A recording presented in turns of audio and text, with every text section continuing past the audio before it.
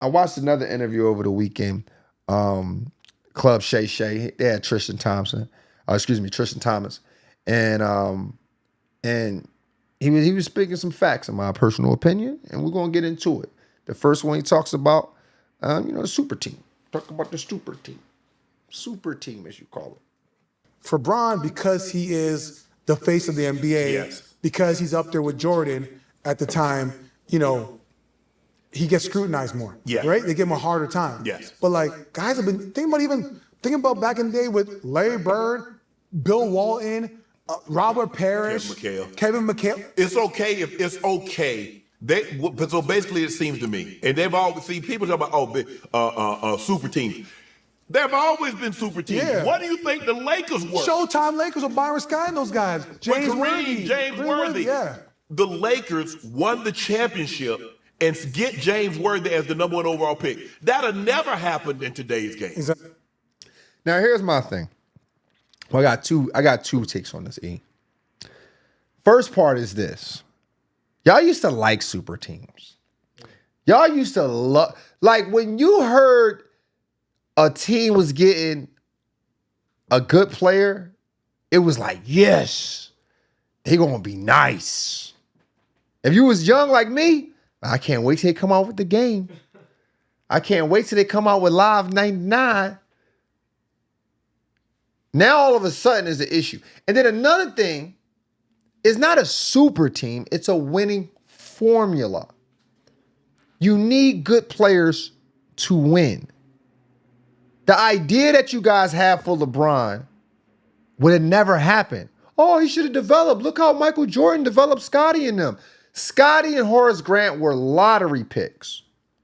They were lottery picks. 4 years later, after they drafted, win a championship. Kobe Bryant comes to the Lakers, plays with Shaquille O'Neal. 4 years later, win a championship. LeBron James get drafted. The only lottery pick he gets with the Cleveland Cavaliers before he left the first time was a guy named Luke Jackson. Luke Jackson played a combined 79 games his entire career. One or two of these seasons, LeBron James didn't even get a first-round pick. Any other first-round picks was outside of the lottery. He leaves Cleveland. Cleveland the next summer drafts Kyrie Irving and Tristan Thompson. LeBron comes back 4 years after Kyrie and Tristan is drafted. Guess what? Championship. You need to develop lottery picks to win championships. Sometimes you can also trade big names to win championships. Ray Allen averaged 29 points before going to the Celtics. Kevin Garnett was an MVP of the league in 2004, 4 years prior before, or 3 years prior going to the Celtics. You need talent to win in the most talented league in the world. The biggest thing you should focus on, he was the superstar on the super team. He was never outshined. Never outshined. Ray Allen goes to the Boston Celtics, averaged 19 or 21 points.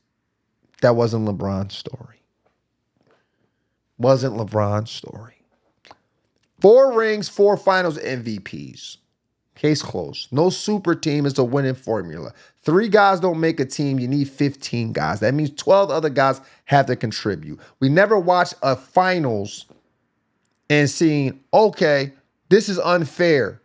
The Warriors are not as good. They had 4 All-Stars at one point.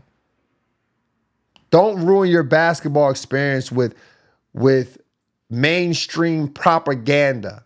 Super team. No, called winning formula.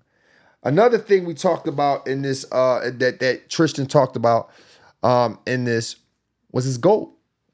Who was his GOAT? Now, this might come as a surprise. This might come as a surprise to some of you guys, but let's see what he says. Who's your GOAT? Because you know what? I think the thing is, I don't think this is ever going to end, Double T. Yeah. I think we're going to have this conversation. The Jordan, LeBron. I think your kids are going to have this conversation, and when your kids get old enough to have kids, they're going to have this conversation. Will this conversation ever end? Listen, as long as you have a Thompson last name, you live in my household, there's gonna be one GOAT. Okay. And that's LeBron James. As long as you come, if you got my DNA, you're gonna say LeBron James. Okay. I think it's all about eras, right? I think it's like this, right? When you ask guys that are 45 and up, right, they remember. It's a nostalgic moment, right? Yes. It's like why do guys our age love Jordans? Yes. When we grew up watching Fresh Prince, watching the guys in the streets that are making money, they were Jordans. Yes. That was like luxury lifestyle. So like for older men, it's like NBC, Michael Jordan. Yes. You know, what I think it was like WBN, what was the network they were using? Michael Jordan. Yes. For us, when we growing up, it's LeBron James. Correct. And then playing with him, and I think what makes LeBron the GOAT, it's his leadership. Yes. Like, like Jordan. Here's the thing. My thing is this. I'm going to get into what makes him the GOAT, but before we get into that, I want to talk about the nostalgia thing. I grew up in the 90s. I can remember that NBC beat. I can remember waiting for the Bulls to come on. I can remember all those things. I can remember the times I'm getting my hair cut and seeing the old heads argue who better, Michael Jordan, Dr. J, Larry Bird, Magic Johnson. I can remember all those debates, bro. Now, here's what changed in the 90s. Mass media deals. David Stern had a mass media deals. You start getting brand deals with Wheaties, Gatorade, guys, the basketball players in movies now. They're building their own brand.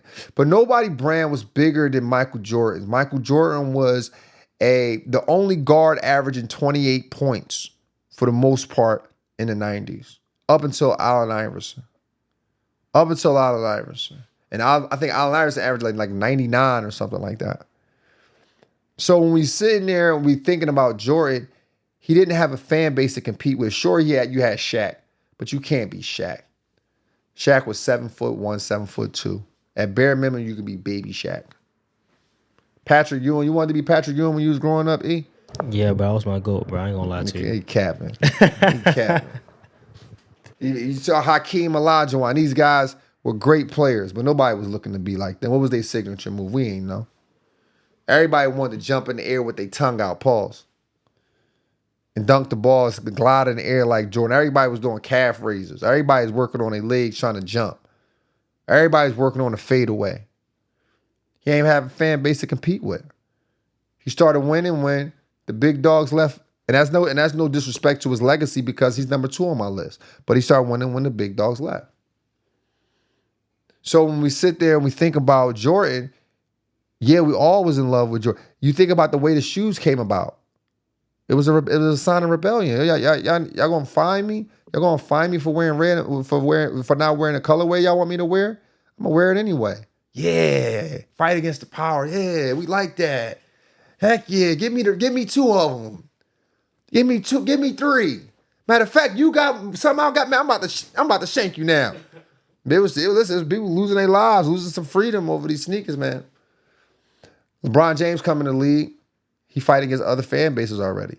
Allen Iverson already had his fan base. Kobe Bryant had his fan base. Shaq and all those guys. These guys already had their fan bases, man. Ray Allen. These guys had their fan bases already. Paul Pierce. You're already fighting against that. Michael Jordan didn't have to worry about that. Then also, you didn't see Michael Jordan failures. Mass media wasn't around. You didn't have social media yet. LeBron James, there's mass media around. For the vast majority of his career, you had social media. Yes, that's what happens when you play for a long time. People want to see your failures. People want to see your failures. And another thing he was about to say was about the leadership. We've seen LeBron James play with various teams, and we're like, how is he going to get to the finals with this team? And he gets to the finals. That's leadership. We've seen him go to other teams. 2 years later, they're winning a championship. That's leadership. And I'm not doubting Michael Jordan's leadership because I heard about the Breakfast Club stories and all that good stuff. I heard about those things. But that was with one group, which is not his fault. But shit, if I have the option or I had the time to experience seeing someone else do it with multiple teams, then why wouldn't I say he is the GOAT? It just makes sense.